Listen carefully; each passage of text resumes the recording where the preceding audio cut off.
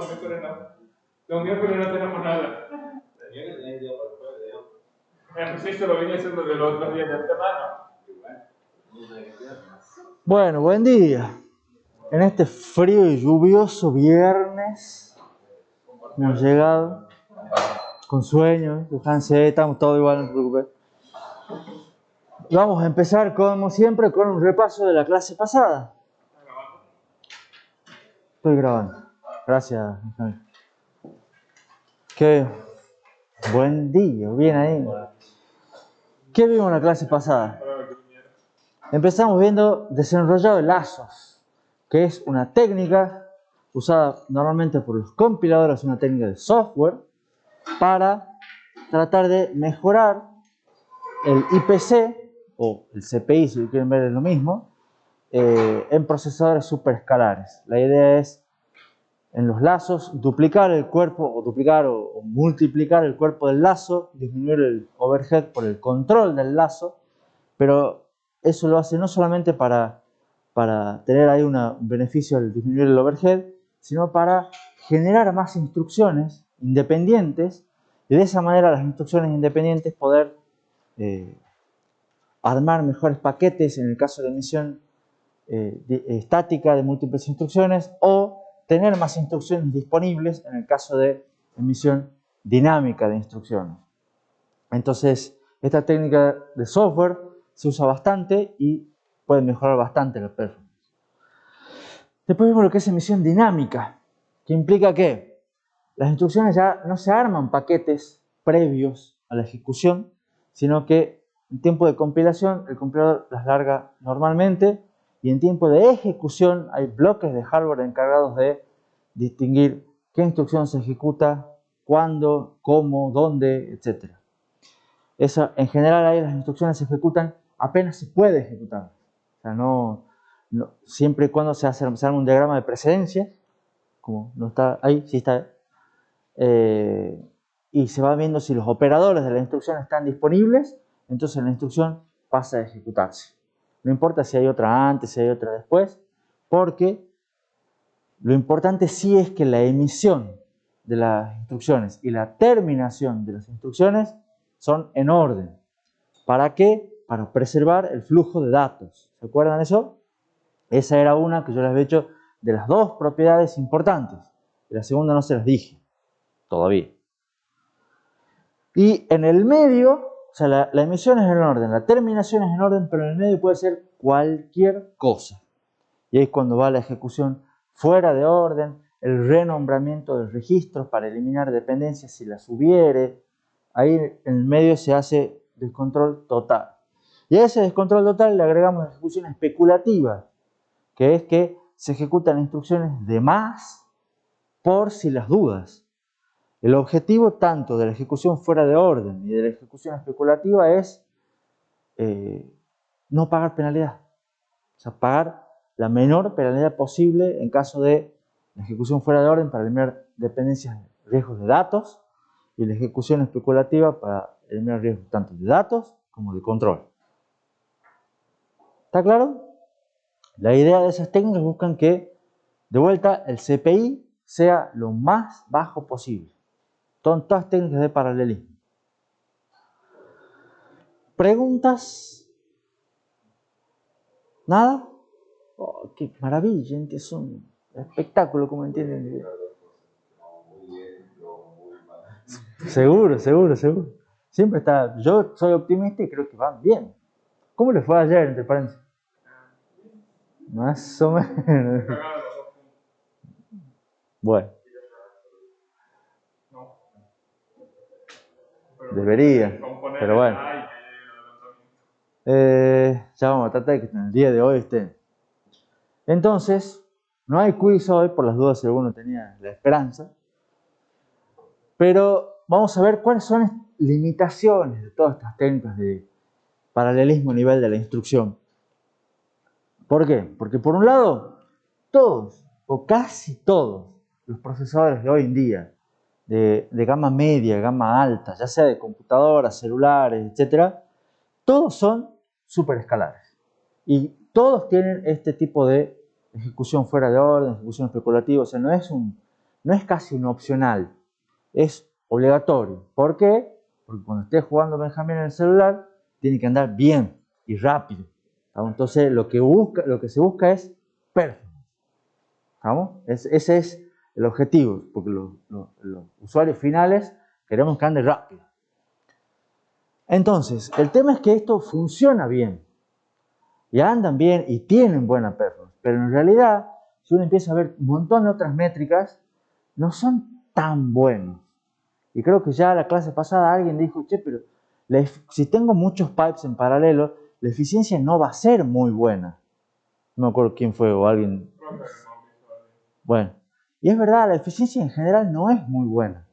¿Por qué? Porque cuesta mucho tener muchas instrucciones y tener todos los pipes llenos y todos funcionando con muchas instrucciones en paralelo. A veces no hay tantas instrucciones. ¿Se entiende? Entonces, ahí hace que la eficiencia baje. Es que cuando haya muchas instrucciones en paralelo y todas las instrucciones independientes y todo lo demás, anda bien, pero muchas veces no hay. Entonces, ahí la eficiencia baja. En la jerga, en el ambiente, todo este tipo de máquinas se los conoce con ese nombre, Great Big Out of Order, que lo que quiere decir es, son máquinas, son elefantes. ¿Estamos? O sea, en otra metáfora más cotidiana, son unas cosas grandes, pesadas, toscas, que están hechas para resistir cualquier cosa, pero no son necesariamente una cosa, digamos, muy optimizada y muy eficiente, pero tienen muy buena performance. La mayor limitación que tienen todas estas técnicas de paralelismo a nivel de la instrucción son las dependencias. ¿Por qué? Porque a la larga ustedes que escribieron algo de código ensamblador en esta materia y en la materia de micro, van a ver que normalmente ustedes usan siempre los mismos registros. ¿Estamos? ¿Y por qué? Porque mantienen los mismos datos. O sea, no es porque yo voy a ser caprichoso y utiliza siempre T0. No, es porque ustedes ponen un dato en T0 y usan ese dato. ¿Se entiende? Y después lo usan de vuelta. Y cosas así, o T1, T2. Y son más o menos siempre se mueven con los mismos. ¿Estamos? Entonces ahí es cuando hay dependencias en el código y esas dependencias me hacen una fuerte limitación. Yo no puedo emitir instrucciones en paralelo, tengo que esperar que los registros estén disponibles, me generan riesgos de datos, tengo saltos, estadísticamente una de cada 6 instrucciones es un salto. Entonces los saltos me generan riesgos de control y eso es una dependencia. Entonces eso es una limitación muy fuerte que tiene toda esta técnica. ¿Cómo se determinan? Con el diagrama de precedencias.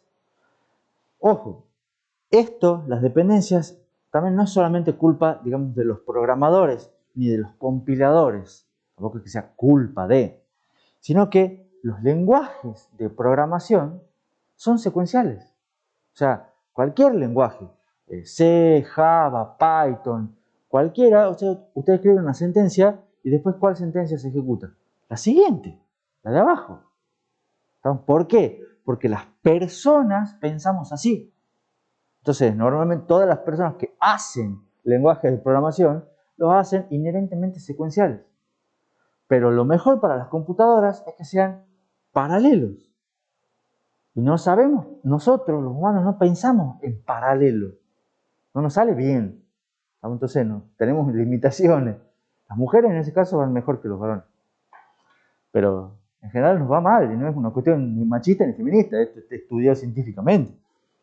Pero inherentemente pensamos secuencial. Entonces los programas, los lenguajes son secuenciales. Los códigos que se generan son secuenciales, son dependientes. Entonces ahí tenemos la limitación. Es difícil aprovechar todo el paralelismo disponible. Entonces se suelen poner, uno dice, bueno, pongamos más unidades de ejecución, pero ¿las vamos a utilizar a las unidades de ejecución extras que pongamos? Habrá que ver si vale la pena o no. Es difícil mantener los pipelines llenos de instrucciones. Les voy a mostrar unos ejemplos de un ratito para ver que son muchas instrucciones. Pero ahí es donde la ejecución especulativa ayuda. ¿Por qué? Porque dice, bueno, tengo esta cosa, esta función de acá, esta rutina o este código que no sabemos si lo vamos a ejecutar. lo ejecutamos por las dudas. Pero no sabes si lo necesitas. No importa. Tengo cosas disponibles, lo hagamos igual. Y después vemos. Y de esa manera se ejecutan muchas cosas, pero quizás al vicio. ¿Se entiende? Con tal de mantener los pipelines llenos, no tener burbujas, aprovechar el paralelismo. Entonces la ejecución especulativa es muy importante. Pero, contras. Toda esa complejidad que pusimos, que les conté que hay, agrega ¿qué cosa? Área. Porque hace que son más bloques, más lógica. Agrega área, el área es costo. Y además, ¿qué agrega? Consumo de energía. Entonces cada vez necesitan más energía. El consumo de energía nos llevó a lo que vimos, la Powerwall, ¿se acuerdan? La Powerwall, en el tema 2. Cuando se empezó y se puso más y más cosas, dicho, che, ya en un momento dado estamos teniendo una densidad de energía mucho más grande que un reactor nuclear por milímetro cuadrado. Entonces, de hecho, tenemos que buscar otro enfoque de hacer las cosas. Además, también hay trabajos que muestran que si uno hace un buen procesador con emisión simple, o sea, single issue, la que vimos nosotros al principio, en orden, o sea, emisión y terminación en orden, sin ejecución fuera de orden, y está bien diseñado, puede llegar a tener la mitad de la performance de uno que tenga todos los chiches. Y ustedes dicen, bueno, es la mitad de la performance, o sea, anda realmente más lento, y es verdad. ¿No? Pero lo pueden hacer en un décimo del área y consumiendo un décimo del consumo de energía. Entonces, si uno ve performance, es peor. Pero si ve performance, costo y energía, es mejor. Entonces, ahí es donde está el balance de qué es lo que quiero. Entonces, para ciertas cosas decir, no, quiero performance, listo, pagala.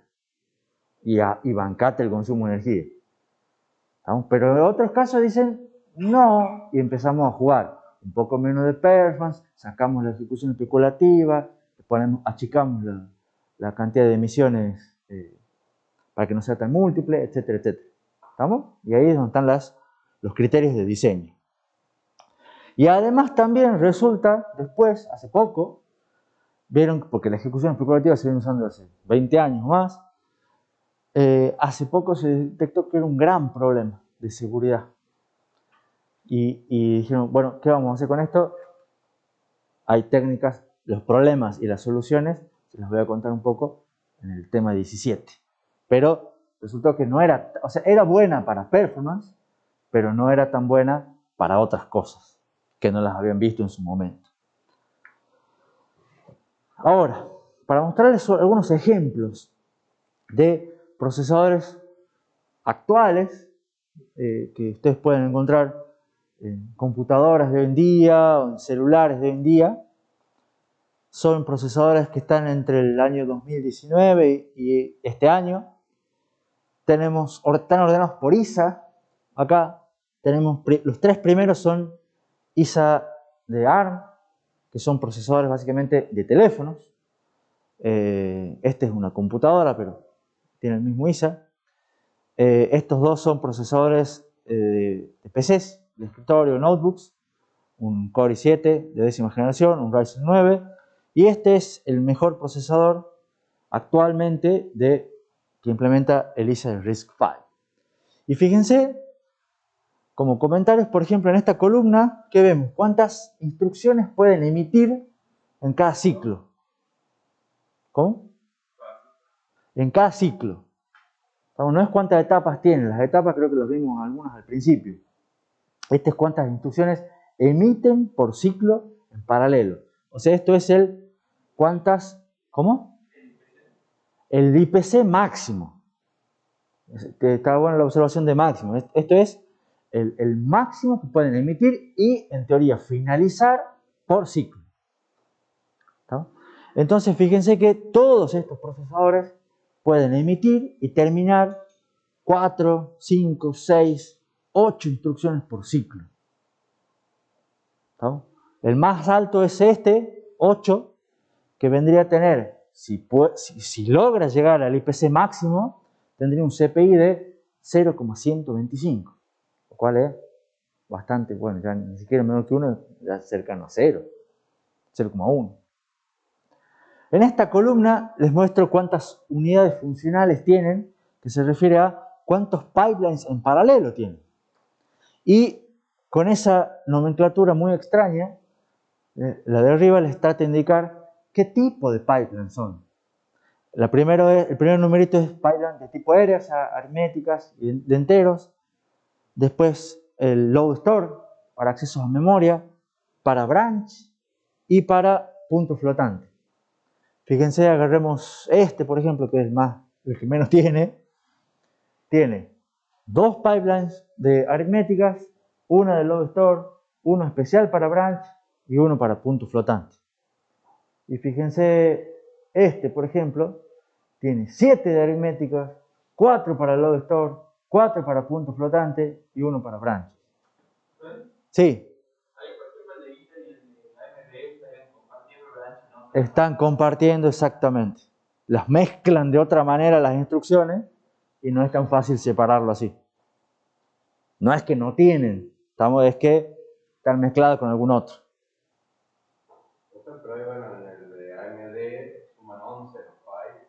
Suman 11, sí. Bueno, algún error en uno de los numeritos ahí. Y otra cosa, profe, pero como emitir más de una instrucción por ciclo no nos afecta el flujo de datos. Eso es lo que no hemos terminado de ver. Con finalizos, muchas al mismo tiempo, sin afectar el flujo de datos, que es cualquier tenemos primero. La idea es que sean todas independientes. Claro. O sea, vas a terminar 4 instrucciones, pero las vas a tratar de que sean no 4 instrucciones del mismo programa, no 4 instrucciones en la misma secuencia.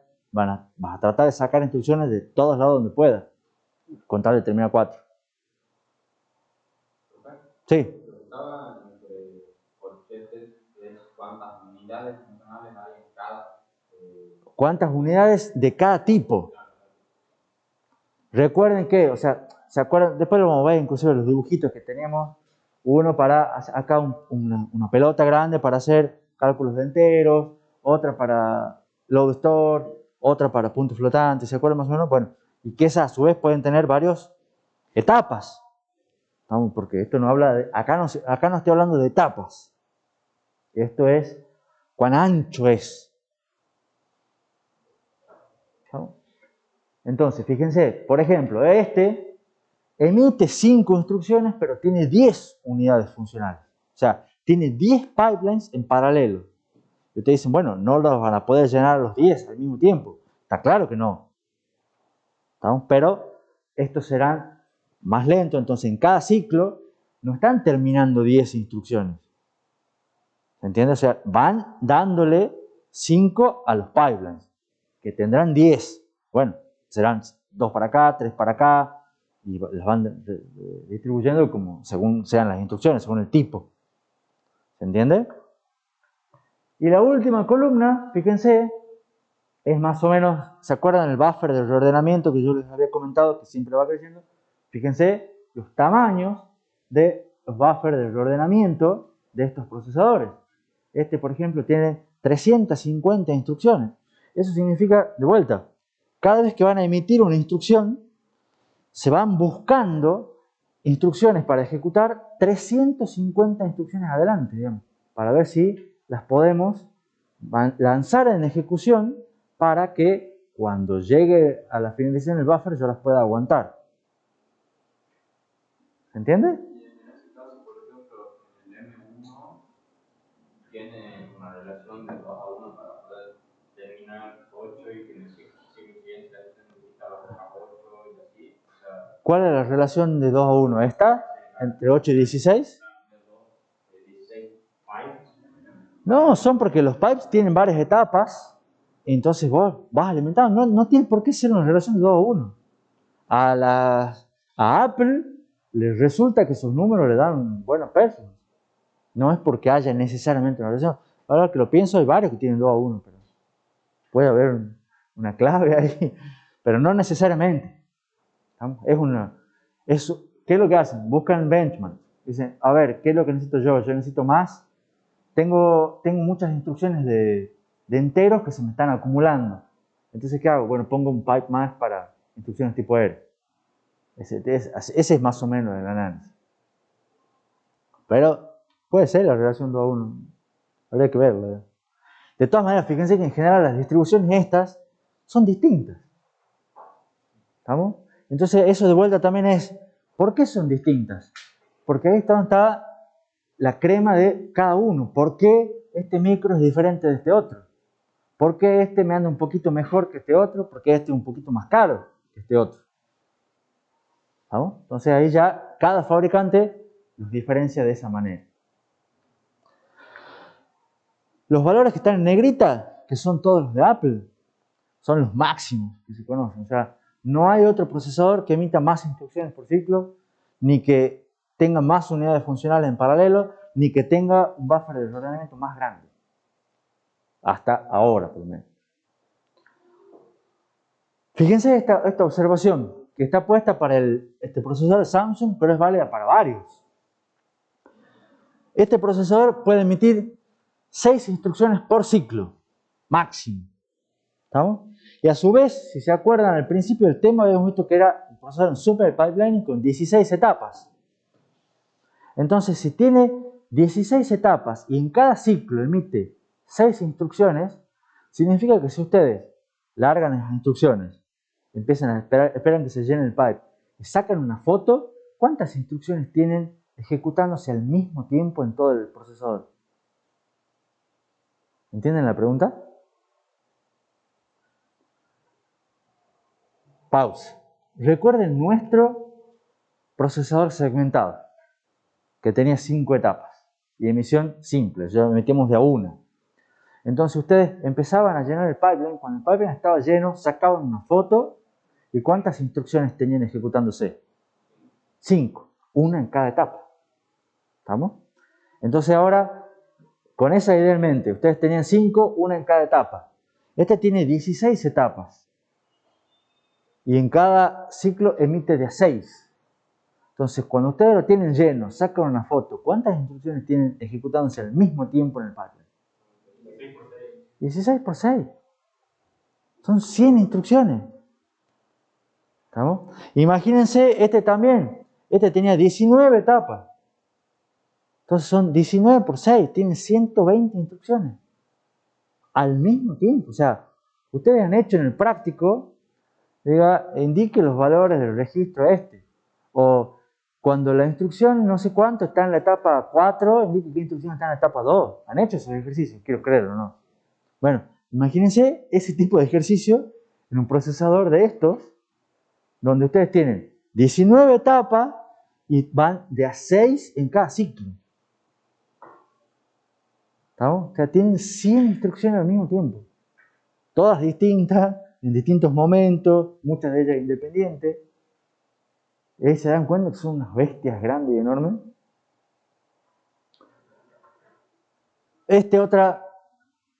Como si sirve como comparación, este procesador que es el mejor procesador RISC-V es como un Cortex A72 del 2014. O sea, está casi 10 años atrasado.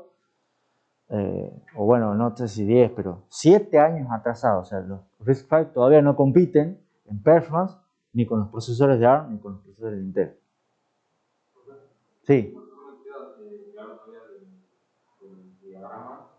La emisión, son, por ejemplo, para el M1, Sí. son 8 instrucciones por ciclo. O sea, que tiene 8 pipes en paralelo. No, es que de la decodificación, de la memoria de instrucciones, en vez de salir una instrucción, o en vez de salir 2, salen 8.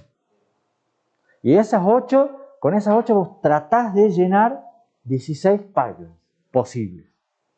Hay que ver cuáles son las 8 que voy a emitir y a dónde van a parar. ¿Y esos 16 son 16 pipelines de 16 etapas?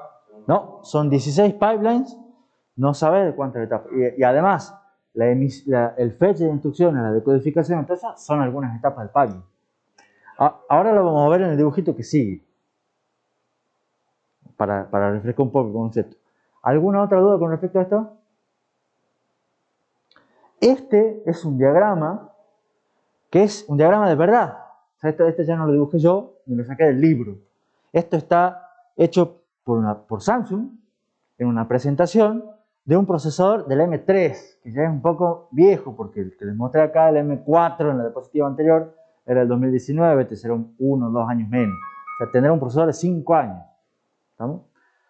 Capaz que alguno lo tiene en un teléfono, Samsung. Este estaba en el Galaxy S9 o S8, por ahí, yo ya me pierdo. Están en los teléfonos nuevos todos los años y todos distintos, pero bueno. ¿Cómo hago para hacer procesador de teléfono? Y en Google debe haber sitios de especificaciones, digamos. Pero fíjate, ¿qué es lo que les quiero mostrar acá? Primero, es una diapositiva de verdad. Esto es una presentación de Samsung donde muestra la arquitectura de su procesador. ¿Y qué es lo que les quiero mostrar acá? Fíjense el dibujo de cómo vendría a ser esto. Esta es la memoria de instrucciones. Tienen la predicción de salto, memoria de instrucciones, la decodificación, y acá tienen una etapa de renombramiento de registros y una cola de despacho, donde se van, después que se decodifican, fíjense que acá, ven que acá viene de a una la flechita y acá hay muchas, es cuando se abre lo de la emisión, acá se hace el renombramiento y se va armando colas. Y después acá tienen todas las unidades funcionales. ¿Los ven? Que yo antes les había mostrado los globitos y le había puesto puntos suspensivos. Esto es real de un procesador Samsung. Tiene una para salto, varias para ALU, que son para enteros. Estas son para load y store. Esta es la memoria de datos. Y estas son para puntos flotantes, todas F. Tienen 3 para puntos flotantes. Estos SSH son los schedulers. ¿Se acuerdan los que yo les había contado las unidades de reserva? Les cambian el nombre, pero es la misma función. Van encolando las instrucciones hasta que dicen, che, vos ya te podés ejecutar, se ejecuta. Y en realidad la unidad de commit que estaba al final viene a ser más o menos esto, porque este es la larga del banco de registro. Banco de registro, que yo les había, ¿se acuerdan que ya no es un banco de registro, sino que tiene banco de registro con registros físicos, que hace renombramiento del registro, tiene una tabla de alias del registro, y ya es toda una historia, digamos. Pero es esta. Y acá está también el buffer del reordenamiento. Y faltan las líneas que vuelven, pero... Entonces, esta diapositiva les sirve para mostrar que, uno, es una diapositiva de verdad. Y más o menos se cumple con el diagrama que nosotros habíamos visto. ¿Se acuerdan? Por si no se acuerdan, a modo de repaso, este era el nuestro, que yo les mostré en la clase pasada. Entonces, nosotros tenemos un bloque ahí arriba que decía fetch y decode. Acá tiene 4 etapas, pero a la larga hace lo mismo, el fetch y el decode. ¿No? Después tenemos las unidades de reserva. Este lo maneja con toda esta cola de despacho y los schedules. Son, entre estos dos, digamos, hacen nuestras unidades de reserva. Todas las unidades funcionales, que eran estas, lo manejan así, todas estas de acá abajo. Y no está dibujada acá la unidad de commit, que es la que se encarga de terminar. Pero básicamente el esquema es parecido. Siempre es una simplificación, los dos, pero es bastante parecido. Y si vemos otro ejemplo, este es el del Apple, del Firestone, porque el M1, el procesador M1 ya tiene, no sé si alguno sabe, dos tipos de núcleos. Unos núcleos de alta performance y unos núcleos de alta eficiencia. Ya después vamos a ver por qué. Los de alta performance son estos. Y si uno ve también, ¿qué tenemos arriba? Memoria de instrucciones. Y allá dice front-end, que es la parte de fetch y decode, que no se sabe ni cómo la hacen, digamos. ¿Por qué dices que ahí de arriba? Por eso, porque es un misterio, digamos. ¿Vamos? Pero después viene una decodificación donde salen los 8 flechitas. Y tenemos la unidad de despacho, de commit, el buffer de reordenamiento, que se encarga de el renombramiento de registros y se encarga de mandar branch, las ALU, acá multiplicaciones, log y store, puntos flotantes. Fíjense que esquemáticamente los esquemas son similares. Y cuando la gente Apple presentó en el 2020 el procesador, lo hizo así. Entonces, con un poco de creatividad y de imaginación, no es tan diferente del dibujito que nosotros vemos en clase. Tampoco es tan preciso, pero nos da una idea de realmente cómo son los procesadores. ¿Está claro? ¿Preguntas? Nos queda ver una cosita más relativa a el tema 9, que es cómo se complica pipelining. Se complica con lo que dice el título, excepciones e interrupciones. ¿Por qué? Porque, como dice ahí, por si fuera poco, los procesadores tienen que dar soporte para excepciones e interrupciones. ¿Y cuál es el problema? Que hay que ver en nuestro diseño del pipeline cómo damos soporte para manejo de excepciones e interrupciones. Y ahí viene una cosa que había quedado pendiente, que es, yo les había dicho, la primera propiedad esencial para garantizar la correctitud de un programa. Preservar el flujo de los datos. ¿De acuerdo? Pero la segunda ¿cuál es? Preservar el comportamiento de las excepciones. O sea, cuando ocurren excepciones o interrupciones, el procesador tiene que comportarse siempre igual. Siempre. Entonces, de vuelta, piensen ahora en los 16 etapas del pipeline con las 6 emisiones de instrucciones, tienen 100 instrucciones al mismo tiempo y resulta que una da overflow. ¿Qué hacen? ¿No? Porque puede pasar un overflow, ¿o no? Entonces el tema es, no importa qué es lo que hacemos, ya lo vamos a ver un poquito, pero hagamos lo que hagamos, tenemos que hacer siempre lo mismo. ¿Estamos? ¿Por qué? Porque hay que preservar el comportamiento de las excepciones. Es importante. Entonces, ¿qué es lo que pasa? ¿Qué es lo que pasa cuando llega de vuelta, en el pipe, llega una interrupción o se produce una excepción? ¿Qué tenemos que hacer? Lo que tenemos que hacer es primero guardar el PC. El PC, ¿cuál PC? El de la instrucción que causó la excepción o la instrucción que se estaba buscando cuando llegó a la interrupción. La que se estaba buscando. Sí, la que se estaba haciendo el fetch, o como vos el PC lo vas propagando a fin de cuentas, vos decís, che, mira, me generó un overflow, acá, listo, bueno, ese PC lo guardamos. ¿Para qué? Para, una vez que yo resuelva la interrupción y la excepción, poder retomar la ejecución donde había quedado. Pero de alguna manera necesito guardar el PC. ¿Y dónde lo voy a guardar? ¿Cuál PC guardamos? ¿El PC más fuerte o el PC normal? Puedes guardar cualquiera de los dos. ¿Estamos? O sea, si guardas el PC más 4, vos tenés que saber que es el PC más 4 y eventualmente después restarle 4. ¿Estamos? Pero lo importante es que vos guardes. ¿Estamos? Y ahora, ¿a dónde vamos a guardar? Necesitamos un registro adicional. ¿Por qué? Porque no puede ser el mismo registro de segmentación, porque es donde estamos propagando las instrucciones, se van moviendo. Necesito guardar en otro lado. O sea, no sé, creo que no estoy entendiendo porque, digamos, yo tengo una suma, me da overflow. Sí. A esa suma le guardo el PC. O sea, claro. La instrucción suma es sí. que me da overflow. Sí.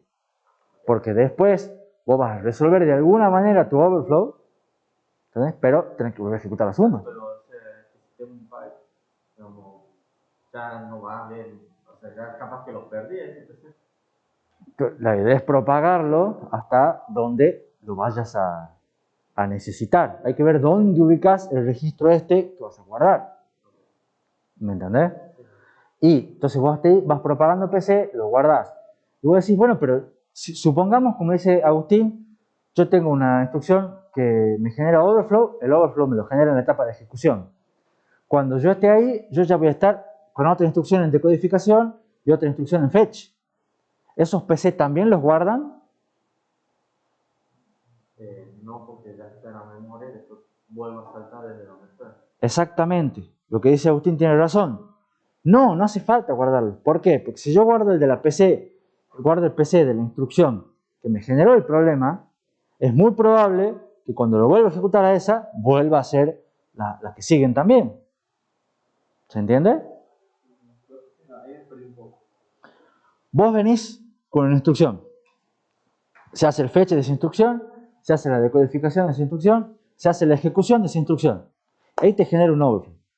Vos para llegar hasta ahí, vos ya tenés otra instrucción que se está decodificando y otra instrucción que se está haciendo el fetch. Entonces yo te digo, tenés que guardar el PC.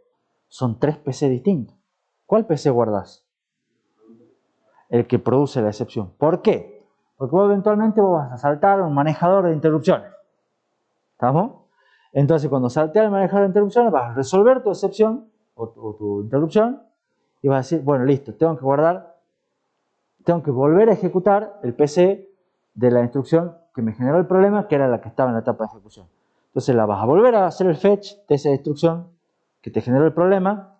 Cuando pase a decodificación, vos vas a volver con otra. ¿Cuál? Seguramente era la que seguía. Es como que se reinicia. Exactamente. Se reinicia desde el punto que generó el problema. En este caso, cuando volvamos, si se vuelven a ejecutar las instrucciones, también puede ser que se carguen por pipe, digamos, y vuelva Sí. a hacer tareas que ya estaban paradas. Y es que si no las terminaste, no estaban guardadas. ¿Entendés? O sea, si no llegaron a la etapa final de writeback o a la etapa final de commit, no las guardaste. O sea, cuando nosotros vayamos a manejar el control de interrupciones, deberíamos borrar todo lo que se hizo en ese momento. Exactamente. Deberías, a partir de ahí, las que están en el medio, no escriben. No se guardan. ¿Por qué? Porque las voy a volver a hacer, seguramente. ¿Y cómo distingo yo en ese caso las que son del grupo de la interrupción y las que estaban de antes? Porque tampoco tengo que borrar mucho más adelante. Entonces, Es una buena pregunta la de Matías. Y lo vamos a ver en partes. Aguantad un poquito. ¿Por qué? Porque lo vamos a ver al ejemplo. ¿Cómo distinguís? Pensá ahora en el procesador simple nuestro de 5 etapas. ¿Cómo distinguís? Borrás todas las que están para atrás. Exactamente. O sea, en nuestro procesador de 5 etapas, cuando ocurre un problema, todas las que están antes, decir, bueno, estas no terminan. ¿Qué pasa, profe, si lo tengo delante? Aguantamos un momento. ¿Entienden eso? Ahora, en un procesador super escalar, donde estamos ejecutando un montón de instrucciones, donde hay un montón de cosas, todas fuera de orden, me encuentro con un problema, ¿qué hago? Bueno, de algún modo hay que marcar, esta sí, esta no, esta sí, esta no, y ver. Pero cuando las vamos emitiendo, hay que decir, ojo con esta, y ir marcando todos. O sea que es más trabajo para la unidad de despacho, más trabajo para la unidad de commit. Porque si no te va a haber una unidad de prevención. Tal cual, es muy probable. Pero Vamos de a poquito. Vos tenés una pregunta pendiente.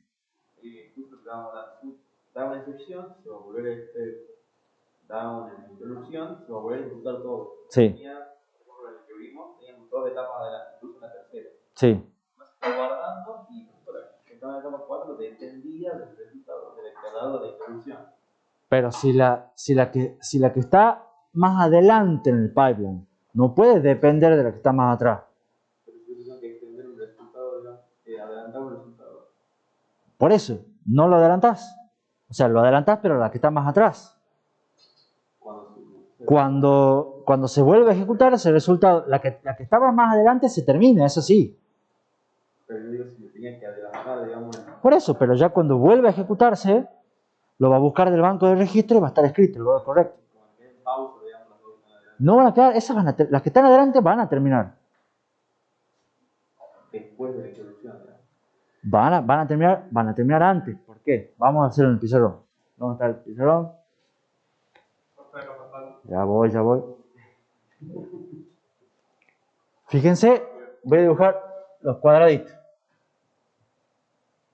que para mí es más fácil de dibujar. Esas son nuestras 5 etapas. Entonces ustedes tienen, supongamos, la instrucción 1 acá, 2 acá, 3 acá, 4 acá y 5 acá. Esas son instrucciones. ¿Estamos? Resulta que la instrucción 3 me genera un problema. Excepción. ¿Estamos? Entonces, ¿qué es lo que hacemos ahí? A la instrucción que estaba en la etapa de decodificación, la 4, no me importa, la vamos a descartar. la instrucción que estaba en la etapa 1, esta etapa, vamos a poner instruction fetch, instruction decode, esto es execute, esto es mem y esto es write back. A la larga, un ciclo después, esto se va a ir propagando. Entonces las instrucciones voy a tener acá la 5, acá la 4, acá la 3, le voy a marcar con un asterisco que es el problemática, acá la 2 y la 1 terminó. Un ciclo después, y acá ¿cuál voy a buscar? Debería buscar el manejador de interrupción, el handler. Entonces, esto se propaga después. Viene el handler para acá, le voy a poner H, voy a poner la 5, voy a poner la 4, voy a poner la 3 con asterisco. Y la 2 terminó. Las que estaban antes de la excepción terminan bien. Las que estaban más adelante en el pipe. Estas las voy a marcar como, en realidad, cuando pase para acá, esta se va a hacer un 0. Se va a hacer 0. Esta se va a hacer 0, porque no las tengo que terminar. Y cuando termine acá, esta tampoco la tengo que escribir. ¿Por qué? Porque me genera un problema. Entonces esta no va a escribir, va a saltar y va a empezar a cargarse el handler para cargar. En realidad creo que acá se va a cargar el manejador. Después cuando esta llegue acá, acá se va a ir cargando. Todas estas se van cargando burbujas.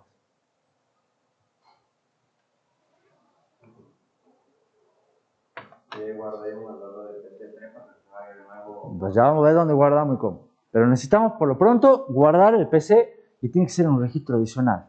Yo me adelanto un poco en los dispositivos, pero ¿la idea está? Sí. Yo lo que decía es, no se podría hacer un estimado, digamos, máxima capacidad de las instrucciones que hace por ciclo y decir, bueno, yo tengo este PC, le resto, no sé, 100 y de ahí vuelvo a ejecutar todo y deshace todos los valores. Sí, supongo que se podría. Sería un diseño, hay que ver si vale la pena o no, si conviene o no, o sea, ya, pero de poder, sí, se podría. Bien, gracias. Además del PC, de la instrucción interrumpida o la que causó la excepción, ¿qué más se suele guardar? Se suele guardar en otro registro algún valor que me genere o me ayude a determinar la causa de la interrupción. ¿No? ¿Qué es la causa de la interrupción? Me dice, che, esta me generó una excepción por overflow. Esto me genera una excepción por, estoy tratando de acceder a una dirección de memoria inválida. Una dirección de memoria que no tengo permisos. ¿Estamos? Tengo un null pointer exception. Todo ese tipo de problemas que pueden ocurrir, tratar de guardarlo, los problemas, o tengo una interrupción externa. Es otra causa. Entonces, todos los motivos, guardarlos en otro registro, con algún tipo de codificación. Y escribir el PC, como dije recién, con la dirección donde está, porque nosotros deberíamos tener o saber dónde va a estar un manejador de excepciones estándar, por lo menos el comienzo. Eso debería ser un número que está fijo y de esa manera cargar el PC con ese valor. Entonces, ¿cómo haríamos nosotros en nuestro pipe de 5 etapas para manejar excepciones? Tenemos que agregar el camino de datos, esos dos registros, y agrandar el multiplexor con una entrada más fija, la dirección del manejador de excepción. ¿Me siguen?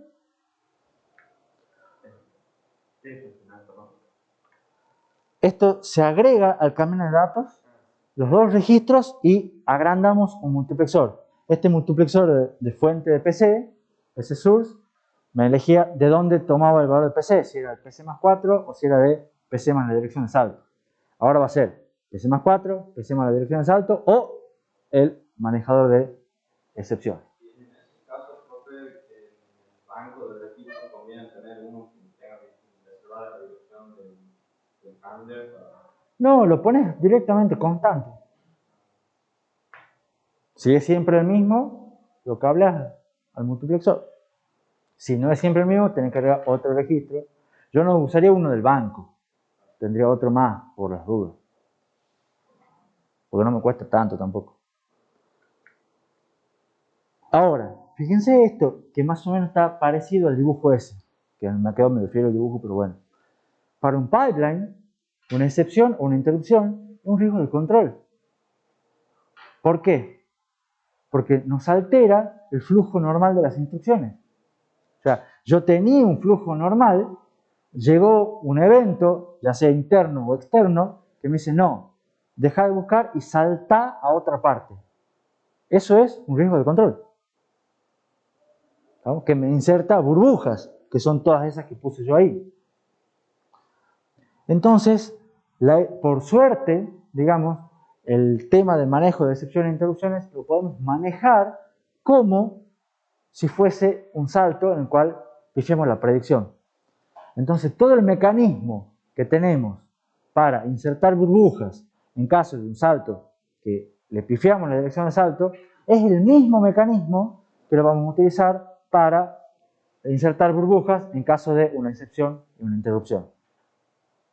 Porque a la larga es mismo efecto, distinta causa, pero lo agarramos de la misma causa, de la misma manera, digamos. Entonces, por ejemplo, supongamos que tenemos una instrucción de suma que está en la etapa de ejecución que me genera una excepción para overflow. Lo primero que hay que hacer es evitar que esa instrucción escriba en el banco de registro. Entonces hay que anular su señal de control de escritura. Las instrucciones previas terminan. ¿Cómo? La instrucción que provocó la excepción y las que vienen después, las sacamos del pipeline. Entonces ahí insertamos las burbujas. Guardamos el PC de la instrucción que causó la excepción, guardamos la causa y pasamos el control al manejador de excepciones. Cuando retornamos del manejador de excepciones, la instrucción problemática vuelve a ser buscada en fetch y vuelve a ser ejecutada y se supone que ya no va a ocurrir el problema. Para eso está el manejador de excepciones. ¿Se entiende un poco? ¿Cómo quedaría el dibujito? Es el pipeline más complicado que vimos. ¿Qué es lo que tiene? Fíjense, esto está agrandado. Si prestan atención, antes tenía 2 entradas, ahora tiene 3. Y este es directamente un valor constante que es la dirección del manejador de excepciones. ¿Qué más? Está puesto acá. Fíjense, hay 2 registros nuevos. El valor de PC, que yo lo pongo acá, lo propago acá y lo guardo en, este registro se llama SEPC. PC, ya saben lo que es, la E viene de excepción. O sea, es el PC de la instrucción que causó la excepción, que lo propagué. Y el S es porque, ¿cómo? No, es porque es un registro que se usa en modo supervisor. ¿Se acuerdan de los modos supervisor y modo usuario? Entonces, esto es el registro PC que guarda el PC de la instrucción que causó la excepción y solamente se accede en modo supervisor, si no, no pueden leer este registro. Y lo mismo acá tiene el registro de causa, que está flotante ahí, no está conectado a nada, pero de algún modo este registro se guarda trata de identificar con alguna codificación cuál fue el problema que ocurrió para que cuando llegue el manejador de excepción se fije qué es lo que pasó acá y haga lo que tenga que hacer. Todo lo demás ya lo hemos visto. Todo lo demás. Sí. Este era un comparador que me permitía comparar la salida del banco de registro para ver si son iguales y de esa manera poder determinar el resultado de salto en la etapa de decodificación. ¿Por qué no sale nada? Porque en realidad sale de acá un comparador de igual y va a la unidad de control, creo, la compuerta OR que ya ni está, digamos. Pero bueno, sí, va un comparador que si son iguales, manda una señal de iguales. La señal esa de 0, ¿te acuerdas? Va a parar por ahí. Porque fíjate que además por ejemplo, tampoco tiene las señales de control del MUX. Entonces, va a la compuerta AND que controlaba este multiplexor.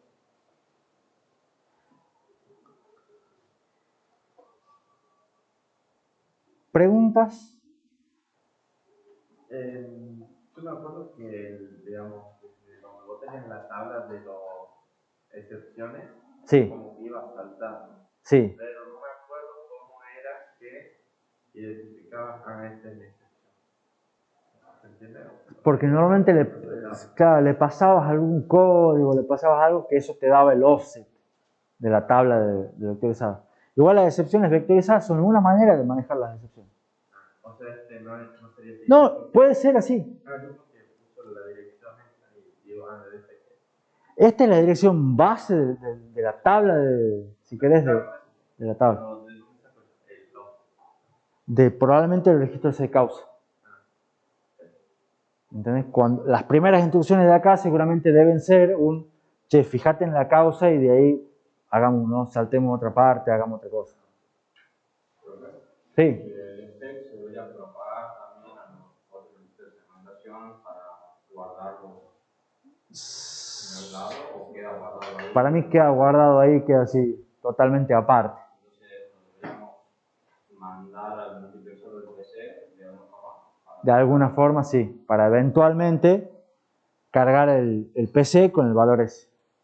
En algún momento que debe ser en el retorno, digamos, cuando se retorna de la excepción. ¿Alguna otra pregunta? Entonces, para cerrar este tema, o este subtema, digamos, fíjense de vuelta, nosotros hemos visto para nuestro pipeline de 5 etapas, que ejecutaba una instrucción en cada etapa. Piensen ahora cuando ejecutamos varias instrucciones en paralelo, podemos tener múltiples excepciones en paralelo.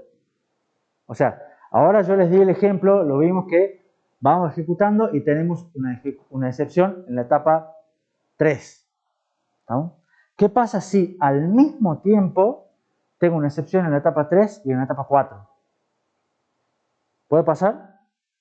Sí, tengo dos instrucciones distintas. Una me da un acceso inválido a memoria, la otra, que está en etapa de ejecución, me da un overflow. Pueden ocurrir varias excepciones al mismo tiempo. ¿Cuál atienden primero? ¿Fuerte? La que está más... No, la que está más cerca de terminar. El enfoque más simple es manejar primero la excepción de la instrucción más antigua, la que está más adelante en el pipe. En este caso, la de memoria, en el ejemplo que yo les mencioné. ¿Por qué? Porque cuando solucionen ese y vuelvan a alargar, la segunda va a volver a ocurrir. Y ahí se va a atender esa y van a volver a alargar. ¿Se entiende? La excepción de la etapa de ejecución ya se pierde en el etapa que se va a ejecutar. Por eso, y cuando se vuelve a ejecutar, probablemente salte la excepción de la etapa de ejecución y ahí la vas a atender a esa y vas a volver a reiniciar todo. ¿Está claro? Es lo que dice ahí. Eventualmente, si hay más excepciones, van a volver a ocurrir. Entonces, fíjense que esto le da la pauta de siempre las instrucciones que están más avanzadas son las, si generan problemas, son las que tenemos que atender primero. Y eso se denomina mecanismo de excepciones precisas. ¿Está? Pueden ser excepciones imprecisas también, pero ni las vamos a ver. Y ahora fíjense de vuelta esto. Si tenemos superescalar con emisión dinámica de múltiples instrucciones, ejecución fuera de orden, ¿cómo hacemos para mantener las excepciones precisas? Porque la excepción precisa es manejar primero la más antigua. Y si la ejecutamos fuera de orden, ¿cuál es más antigua? Y ahí es donde va lo que decía, creo que Matías, hay que empezar a marcar de algún modo, che, esta va primero, esta va después, y se hace todo un tema para mantener el orden. Entonces, ¿quién va a terminar manejando las excepciones y las interrupciones en un procesador superescalar? Se van a terminar detectando todas en la unidad de commit. ¿Por qué? Porque la unidad de commit es la que sabe el orden, porque tiene que preservar el orden. ¿Se acuerdan? Entonces, ahí es donde se maneja, o sea, se ejecutan, se pueden generar múltiples problemas, pero cuando van a la unidad de commit para terminarse, ahí se fijan, vos tuviste una excepción. Listo, descartamos todo lo que haya que descartar, vamos al manejador de excepciones y después reiniciamos. O sea, deberíamos tener una lógica que el resultado en lugar de 10 sería casi todo, ¿no? Algo así, sí. ¿Está? Y ahora, pregunta, ¿qué pasa si la excepción me la genera una instrucción que yo estaba ejecutando especulativamente?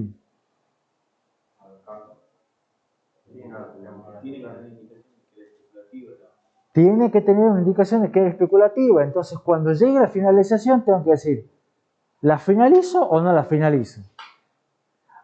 Sí, la voy a utilizar. Bueno, entonces si lo vas a utilizar, genera una excepción. Reiniciamos. Si no decir, no, es una instrucción especulativa, generó un problema, pero la voy a descartar. Entonces la descarto y descarto la excepción.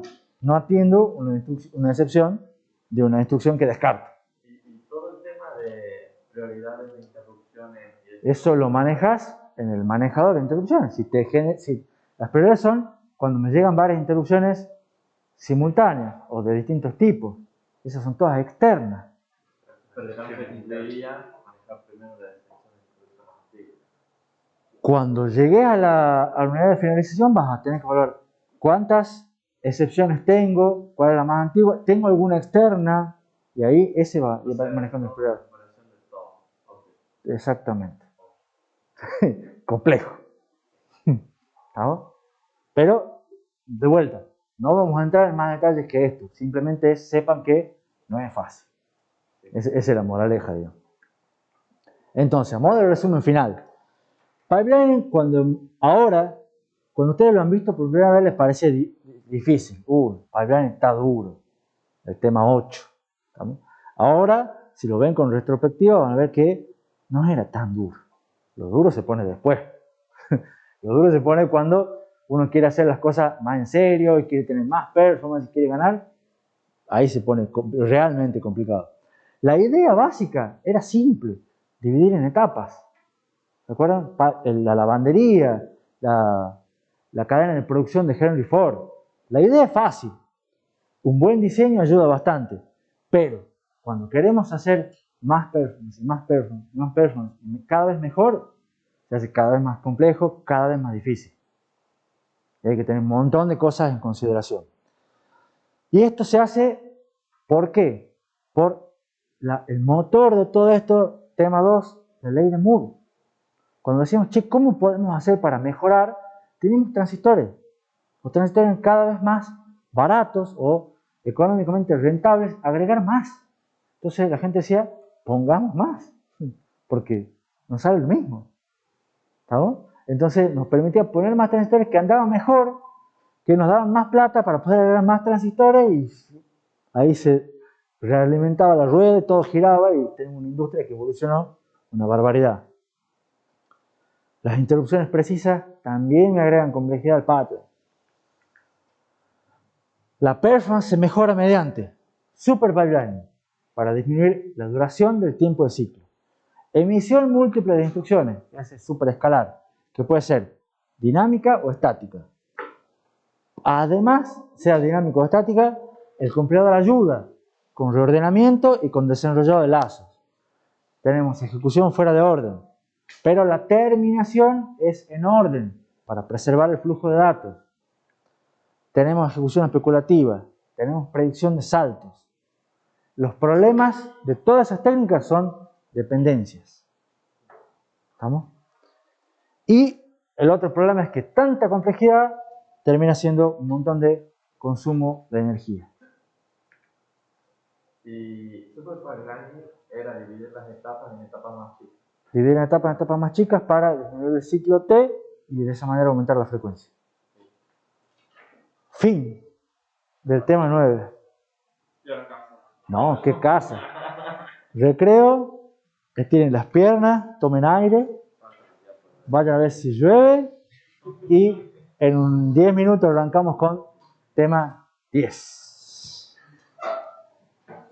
No puso la diapo de agradecimiento. ¿Cómo? No puso la diapo de agradecimiento. Sí, no las puse.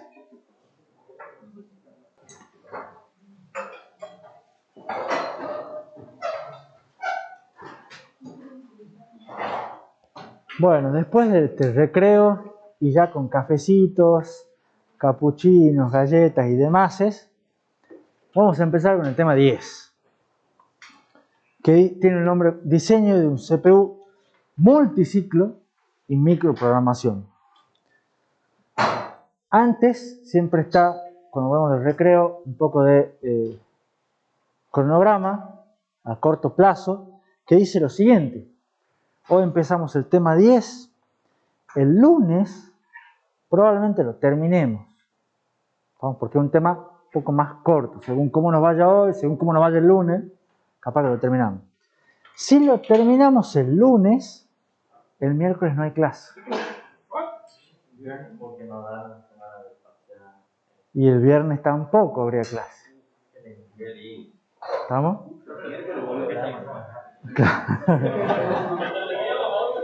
Hoy logramos procrastinación pública. No llegamos. Pero ya se ve un poco de alivio para que ya hoy tienen parcial, la semana que viene tienen varios también, entonces en principio ahora afloja arquitectura un poco con esto. Sí, el jueves tienen práctico, con la evaluación del TP5 que lo han publicado ayer. ¿Vamos? Pero ya no se publica práctico nuevo. Entonces ya va un poquitito menos de carga de estas cosas. Por supuesto, se viene el parcial. Pronto, ya todos saben. ¿Cómo? Este tema va al parcial. De este tema, es buena la pregunta de Mateo, el tema no tiene práctico, pero va en el parcial. Todo el mundo me dice, pero en general no tomas nada, lo cual es motivo porque en los últimos 2 años no tomo nada de esto, motivo para que capaz que vaya alguna pregunta teórica, alguna cosa. Siempre sufrimos lo del 2022. Sí, todos los años todos dicen lo mismo, ¿no? Pero bueno. Pero esto está interesante. ¿No?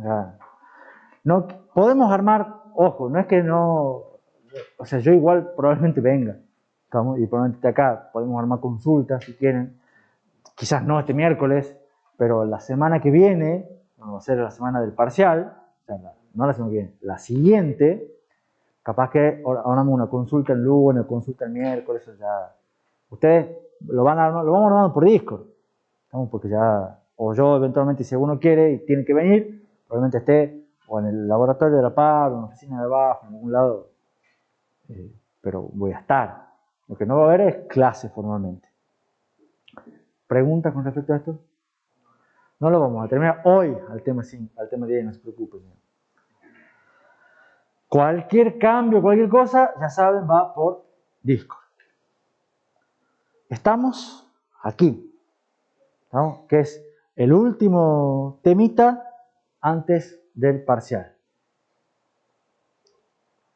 Tema que, como dije recién, va en el parcial, ¿no? Quizá no un ejercicio muy complejo de práctica, pero sí pueden ir algunas preguntas teóricas o un ejercicio que parezca complejo, pero en realidad sea puramente teórico, que apunte a conceptos o ideas que veamos en este tema. ¿Cuáles son los temas que vamos a ver? Vamos a ver otro diseño de procesador. O sea, ya hemos visto el de ciclo único, hemos visto el pipeline, hemos mejorado in extremis el pipeline, y ahora vamos a ver otro diseño que es multiciclo. Vamos a ver de vuelta cómo se hace el camino de datos, cómo se hace la unidad de control, y vamos a ver acá distintos diseños de la unidad de control, porque el control es más complejo.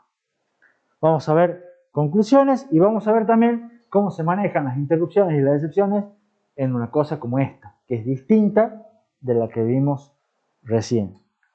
Esto, por supuesto, no voy a perder la esperanza de que lean de vez en cuando el libro, aunque sea para el parcial. Y esto está en una sección, una de las poquitas que nos quedaba pendiente del tema 4, del capítulo 4, que es la sección 4.5. Y después está desarrollada en varios apéndices. En el apéndice C, básicamente, con algunas secciones del apéndice C del libro. Está en el libro, en el PDF fantástico que consiguió Fausto, está todo para que lean. No es tanto, pero tampoco es tan sencillo. Bueno, ¿cómo hemos llegado hasta aquí? Hemos hecho un procesador de ciclo único, ¿de acuerdo? ¿No? Ese tenía un control simple, combinacional. El camino de datos no escatimaba un recurso. Había que poner dos ALU, había que poner un ALU y un sumador, poníamos un sumador. Había que poner, necesitábamos dos memorias, porque se hacía todo en un solo ciclo, ponemos dos memorias, etc. Eso llevaba a que el costo sea un poco más alto. Pero, ¿cuál era el problema del ciclo único? La duración del tiempo de ciclo era larga. ¿Por qué? Porque estaba determinado por la instrucción más larga. Y de esa manera castigábamos a todas las instrucciones por culpa de una sola. Entonces dijimos, no, hagamos otra cosa. Partamos de ahí y vamos a hacer un pipeline. Lo dividimos al uniciclo, ese circuito combinacional, en distintas etapas. Y de esa manera las etapas tienen una duración de ciclo más corta y el tiempo de ciclo depende de la etapa más larga. Pero ya es mucho menor. Ganamos performance, ¿no? ¿Qué es lo que pasa cuando hacemos el pipeline? Tiene riesgos. O sea, ganamos por un lado, ganamos bastante por un lado, pero nos limitamos con los riesgos. ¿Qué es lo que hicimos después? Lo que vimos en el tema siguiente fueron un montón de técnicas para aumentar el paralelismo a nivel de la instrucción. ¿No? Que todas me aumentan la performance, pero todas me aumentan la complejidad y todas me aumentan el costo. ¿Está claro el pantallazo? ¿Qué es lo que vamos a ver en este tema? De qué pasa si no todo es performance. Porque en principio acá veníamos empujados por performance, performance, performance, performance, performance. Y decimos, bueno, pues tengamos en cuenta un poco el costo, tengamos en cuenta un poco el consumo de energía, pero seguimos performance, performance, performance.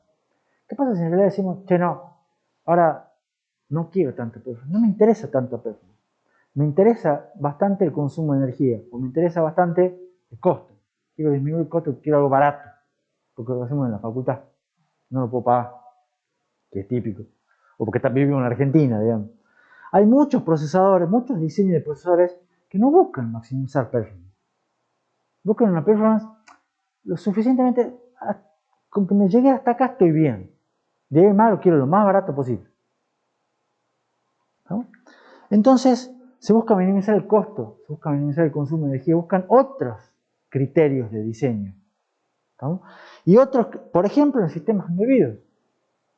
A veces ustedes quieren algo chiquito, algo barato, para con eso armar un dispositivo, ¿no? Entonces, no necesariamente queremos máxima performance. Y si tenemos objetivos de diseño distintos, tenemos criterios de diseño distintos. Entonces, todos los criterios de diseño que vimos nosotros eran con la idea de maximizar performance. Lo que les voy a mostrar ahora un poco son algunos criterios de diseño y algunas técnicas con otros objetivos. ¿Se entiende cuál es la idea? Vamos a volver a hacer un diseño de un procesador, pero enfocado desde otro punto de vista. Por supuesto, soluciones diferentes. ¿Cuál es la idea básica? La idea básica del multiciclo ya la conocen, ¿no? Es dividir una instrucción en pasos, ¿no? Y que es parecido a como hicimos en el diseño del pipeline. El pipeline lo dividimos en etapas. Pero la idea acá no es que sean etapas de la misma cosa, sino que cada instrucción ahora se va a constituir por diferentes pasos. Entonces voy a hacer paso 1, paso 2, paso 3, paso 4, no como etapas, sino cada paso en un ciclo. ¿Se entiende? Entonces ahora yo voy a tener distinta cantidad de ciclos según la instrucción. Y eso, capaz, ¿a qué les suena? A ver si alguno tiene memoria. ¿A qué? No, los riesgos son de pipeline. Más, algo que has visto mucho antes. ¿Se acuerdan del SRC1? Y cuando hacían esos pasos, escriba la secuencia de pasos para ejecutar la instrucción tanto en este caminito de datos chiquitito. Esos son los pasos que estoy hablando ahora. Ya hace mucho, ya No parece me acuerdo nada de eso. una vida pasada. El RTN concreto, para un camino de datos con un bus o con dos bases. Esa secuencia de pasos, eso es lo que estoy hablando acá. Entonces ustedes tenían una instrucción de suma, tenían una secuencia de pasos. La instrucción de carga de memoria tenía otra secuencia de pasos y a veces necesitaba 5 ciclos para esta y necesitaba 7 ciclos para la otra. ¿Se acuerdan? Eso. Distinta cantidad de ciclos según la instrucción. La idea es que cada paso se va a hacer en un ciclo cortito, chiquitito. Va a ser una transferencia, si tengo un bus, o depende de cómo la haga. Pero va a ser un ciclo corto. ¿Cómo es el de pipeline?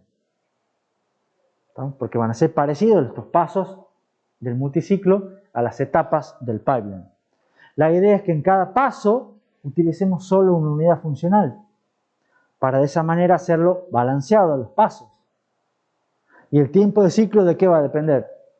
Del paso más largo. ¿Me siguen? Ya cuando avancen un poquito más van a terminar de comprender todas estas ideas. Y la clave acá es reutilizar recursos. Acá no vamos a poner más cosas para hacerlo más rápido. Acá vamos a tratar de disminuir el consumo de la cantidad de unidades funcionales para reutilizarlos y de esa manera disminuir el área y disminuir el costo.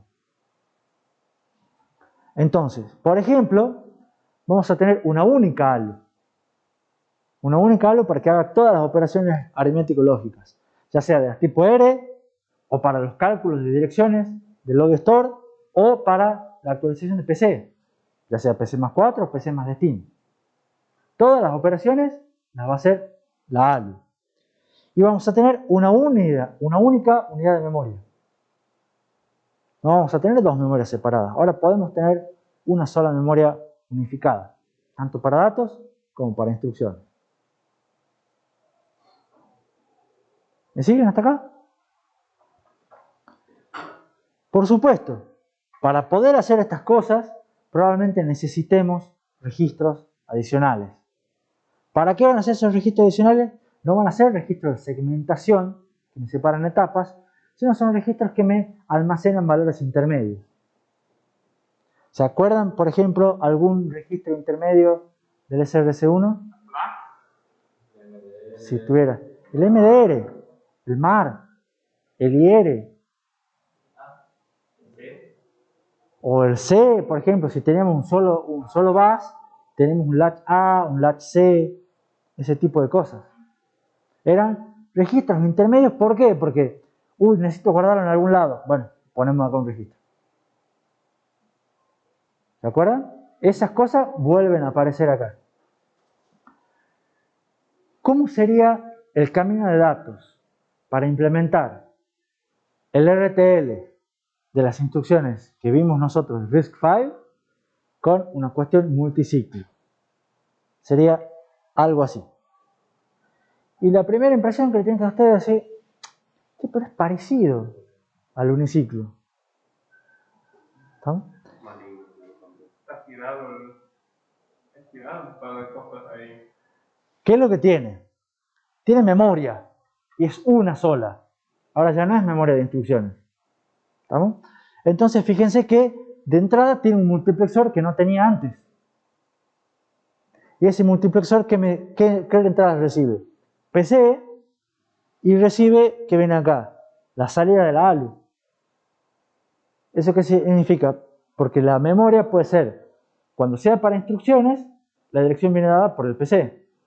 Y cuando sea para datos, normalmente, ¿dónde está o sea, se hace el cálculo de la dirección y de la salida de la ALU accedo a memoria. ¿De acuerdo? Pero en Pipeline también no podemos hacer eso. O sea, usar toda la memoria a cantidad de un par de cosas. Pero ¿qué pasaría? Es buena la pregunta de Máximo. Dice, pero yo no puedo hacer lo mismo de tener una sola memoria en pipeline. Y acá Mateo va a explicar por qué no se puede. Porque genera reglas estructurales, digamos. Claro, pero en el banco de registro también teníamos uno solo y hacíamos etapas. Pero tenías puertos independientes. Acá no tenés, acá tenés una sola entrada de dirección. Y vas a tener dos entradas de direcciones. Si le agregás, ahí puede ser, pero ya es una memoria rara.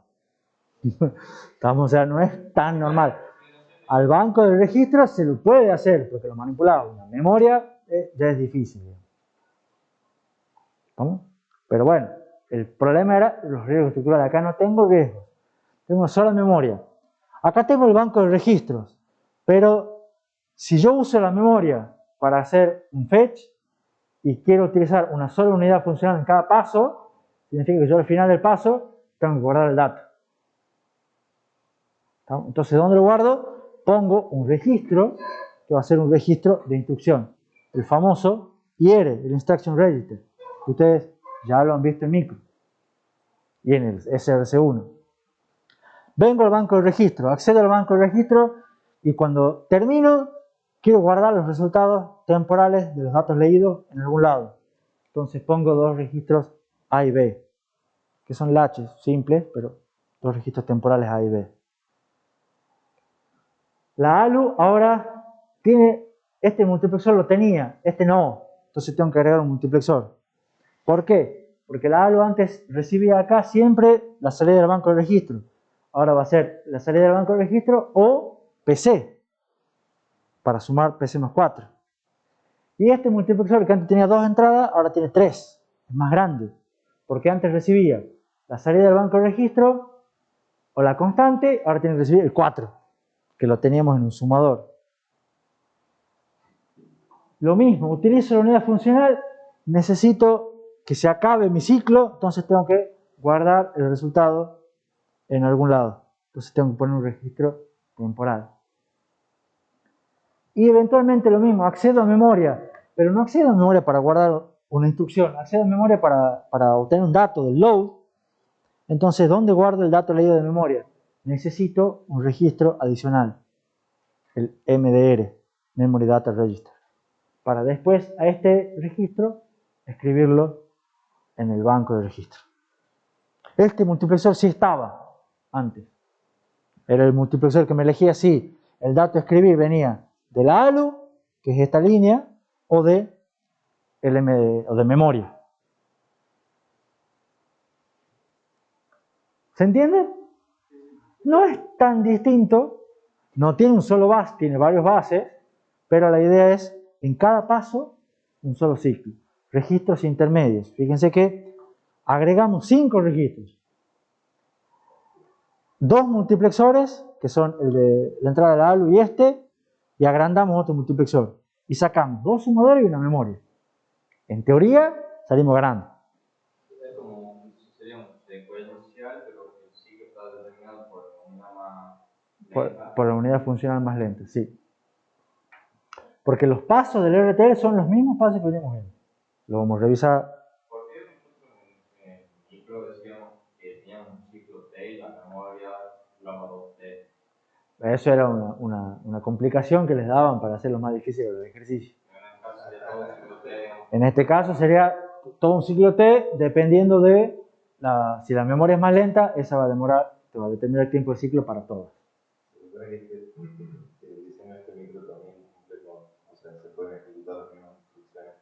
Las mismas instrucciones que veníamos trabajando, sí. Load, store, la add, or, and, branch.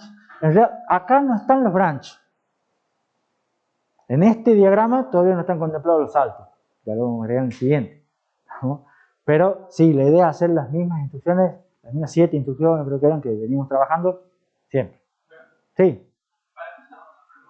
En micro, por ejemplo, si acá podemos ver también que lo mismo puede pasar directamente en la... Es muy buena la pregunta de Máximo. O sea, ¿para qué usamos el mar si acá no tenemos mar? El ALU out estaría haciendo de más. Bien, esa es la respuesta de Joaquín, me había olvidado. Perdón. Mirá vos, me hizo una laguna, digamos. Pero bueno. Excelente la respuesta de Joaquín. Acá y me lleva a, en realidad yo les quería mostrar otro detalle. Fíjense que todas las unidades funcionales, digamos, siempre toman los datos de un registro.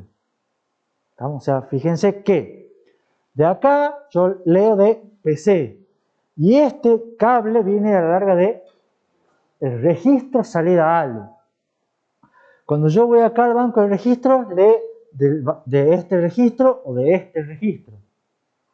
Fíjense que cuando tomo la ALU, toma de este registro o de PC.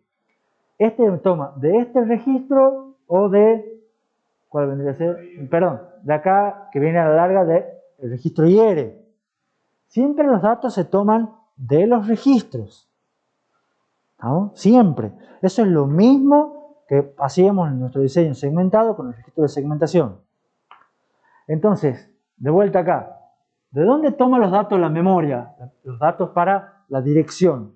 Puede venir de PC o puede venir de la salida de la ALU. Entonces, por eso, acá, como lo estamos planteando nosotros, no me hace falta un registro adicional para la dirección de la memoria. Porque ya tengo dos registros que cumplen esas dos funciones. No me hace falta pasar PC a un MAR y a lo out a un MAR. Ya los tengo PC y a lo out. ¿Se entiende? ¿Se entiende entonces por qué no tengo un memory address register? No me hace falta porque ya tengo dos registros. Sí, ahora sí.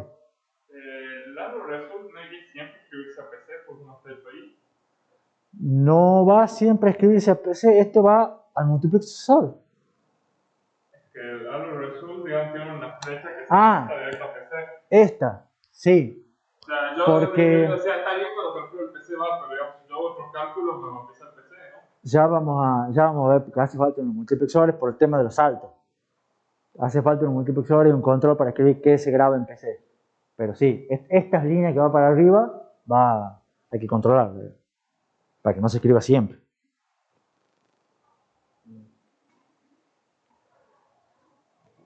¿Preguntas?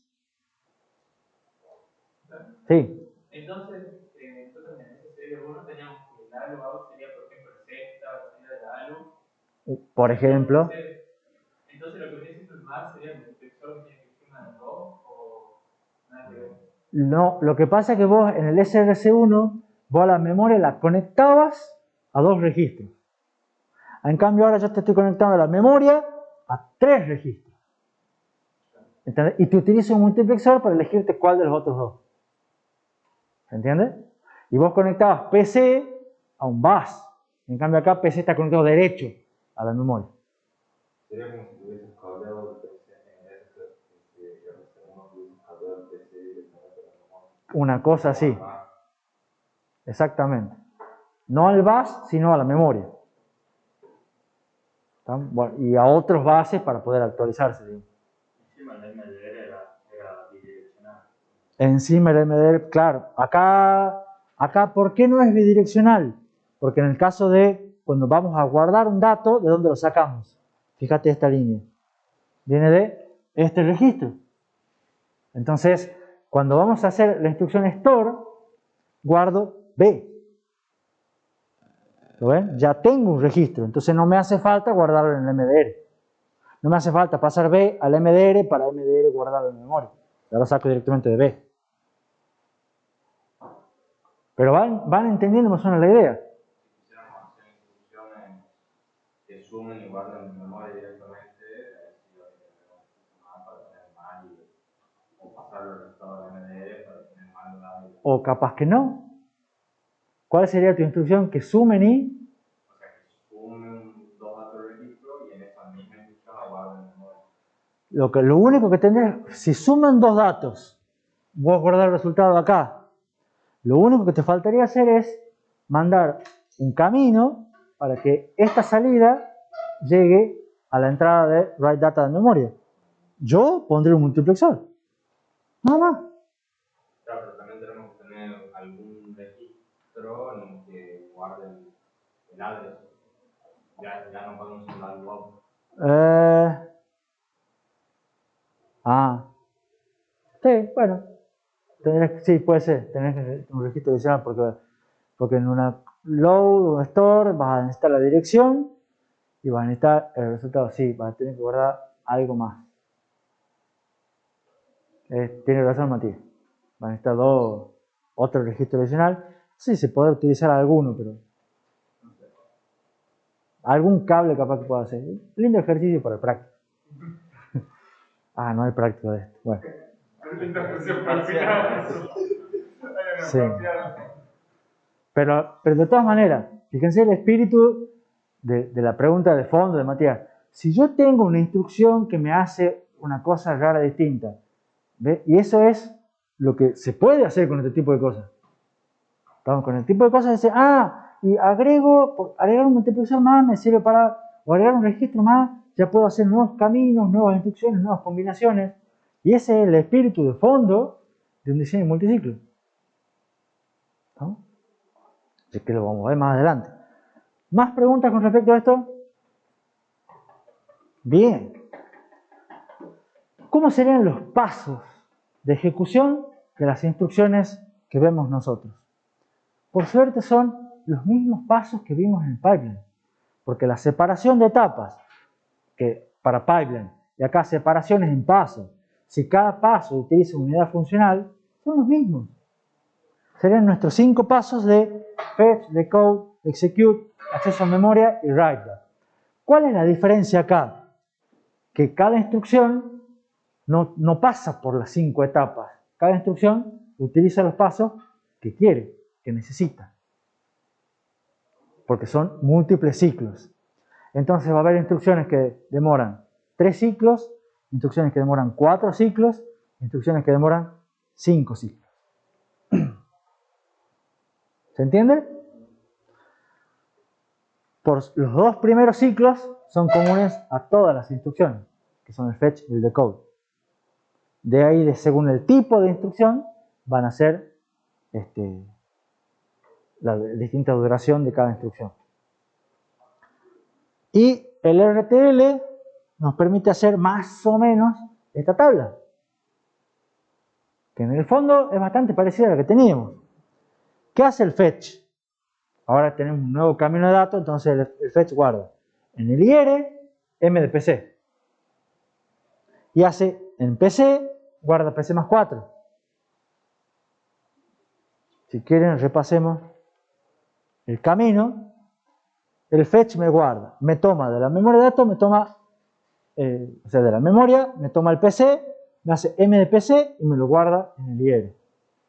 Y al PC lo manda por acá, me dice, tómalo acá PC, toma acá el valor 4, sumalo, fíjense que estoy utilizando 2 unidades funcionales, pero las uso en paralelo, porque usan el mismo dato, y el resultado lo guardo en PC. ¿Se entiende? Volvamos acá. ¿Qué es lo que me hace la decodificación? Me dice, toma los datos del IR, que se corresponden con el registro de RS, accede al banco y guárdame el resultado en el registro A. Hace lo mismo con el registro B. Y además, haceme que la ALU me calcule el PC más la constante inmediata. ¿Para qué hago eso? ¿Quién dijo el salto? Maxi. Para los saltos. Porque los saltos, yo ya puedo calcular la dirección de saltos, yo ya tengo la instrucción en el IR, tengo el desplazamiento, puedo ir calculando la dirección de salto para los saltos. Ahora, ¿qué pasa si la instrucción no es un salto? No pasa nada, o sea, tengo un valor guardado, que lo tengo por las dudas, pero si no lo utilizo, no pasa nada. ¿Está claro? Estoy aprovechando un paralelismo de que son unidades funcionales que no son secuencialmente dependientes. Lo mismo que hice con la ALU en el fetch. ¿Vamos bien? Bien, perfecto. Y ahora sí, fíjense, ahora ya acá tenemos un paso, este es el segundo paso, Y acá el tercer paso ya es depende. Entonces, si la instrucción es de tipo R, ¿qué hacemos en el tercer paso? Bueno, tenemos un operando en A, un operando en B, hacemos la operación y guardamos el resultado en ALU-OUT. Si después, en una instrucción tipo R, el cuarto paso, a la salida esa que teníamos en ALU-OUT, lo guardamos en el banco de registro. ¿Y hacemos algo más en la instrucción tipo R? No. Entonces paso para acá. ¿Qué pasa si la instrucción es un acceso a memoria? Entonces, ¿qué tenemos que hacer en el paso 3? Calcular la dirección de acceso a memoria. ¿Cómo la calculamos? Con el registro base, que viene a ser A, más la constante inmediata. Fíjense que estos dos pasos, 3, me sobrescriben este, porque no le importa. ¿Estamos? Acá uso la ALU. ¿Qué es lo que hago después? Si la instrucción es un load, accedo a memoria con la salida de la ALU y el dato leído lo guardo en el MDR. Si la instrucción es un store, el dato de B, que es leído del banco, lo guardo en memoria en la dirección apuntada por la salida de la ALU. ¿Se lee? Están más al fondo. Y ahí termino si es un store. Pero si es un load, tengo que al dato leído del MDR guardarlo en el banco de registro. Y finalmente, si es un branch, el paso 3, tengo que hacer la comparación. A y B son iguales. Si son iguales, a la salida de la ALU, que la calculé en el ciclo anterior por las dudas, la guardo en PC. ¿Profe? Sí. Si no fuera condicional, sería un simple salto, simplemente no hago la pregunta. Sería un simple salto sin la pregunta. Exactamente.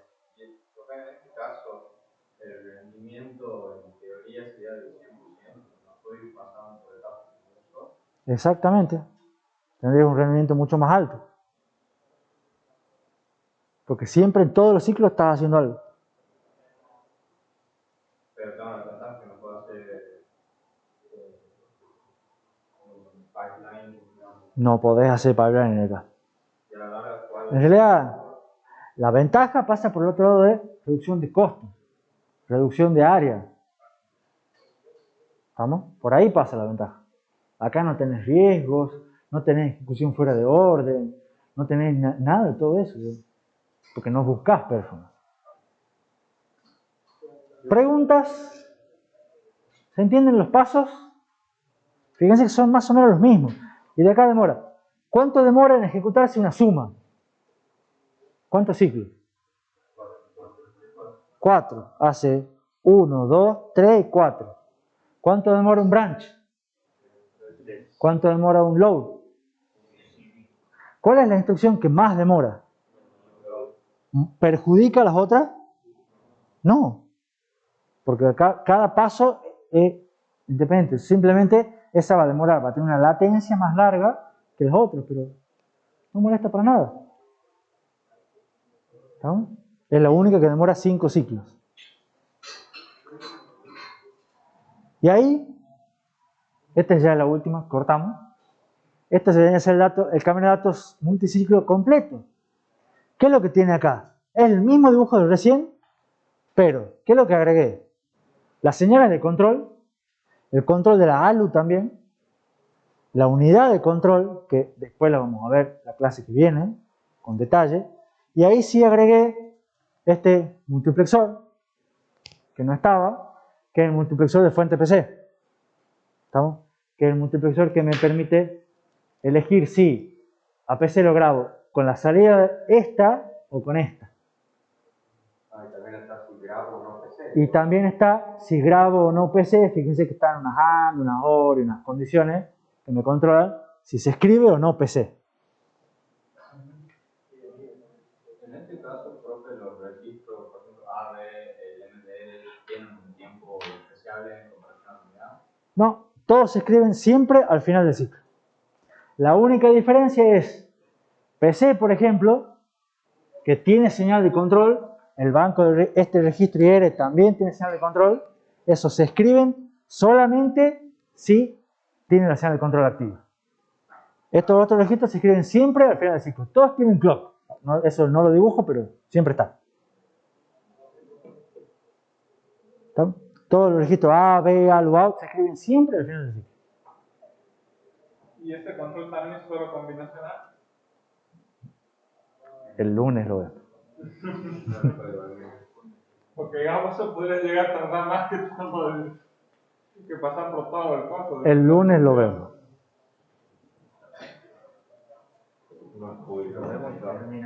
¿Preguntas? No. Para responder la pregunta de Jamil y que puedan dormir tranquilos el fin de semana, no van a quedar pensando, ¿cómo será el control? El control no es combinacional. ¿Por qué? Porque acá, fíjense que si uno tiene que mandar señal de control, lo más fácil es con la ALU. Si yo tengo que mandar señal de control a la ALU, ¿qué señal de control le tengo que mandar?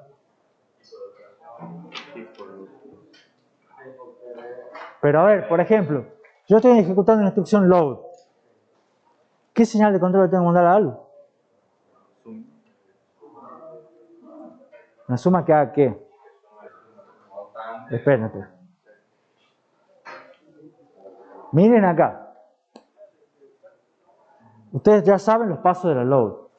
¿Qué señal de control le tengo que mandar a ALU? Le tengo que mandar una suma que sume PC más 4 primero. Otra suma que sume A más el inmediato después. ¿Se ve? Va a hacer también esta suma por si acaso. No sabe todavía si es un load o no. Y acá no va a hacer nada y acá no va a hacer nada. Va a hacer 3 sumas la ALU. Está bien, son todas sumas. Pero la pregunta es que en cada paso hace una cosa distinta. Y es en la misma instrucción load. ¿Estamos? Entonces va a cambiar qué es lo que sume según cada paso de cada instrucción. Entonces ya no va a ser combinacional.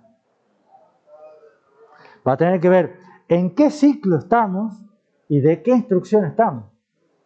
Y eso ya es secuencial. ¿Y cómo se hace un control secuencial? Con una máquina de estado finito. Entonces el lunes vamos a ver máquina de estado finito. Y vamos a ver un montón de veces, un montón de maneras. Vamos a ver un montón de maneras de implementar máquinas de estado finito mucho mejores que las que meten en diseño lógico. Bueno, perfecto que nos va a quedar la siguiente clase acá de diseño a ver si la Que tengan un buen fin de semana.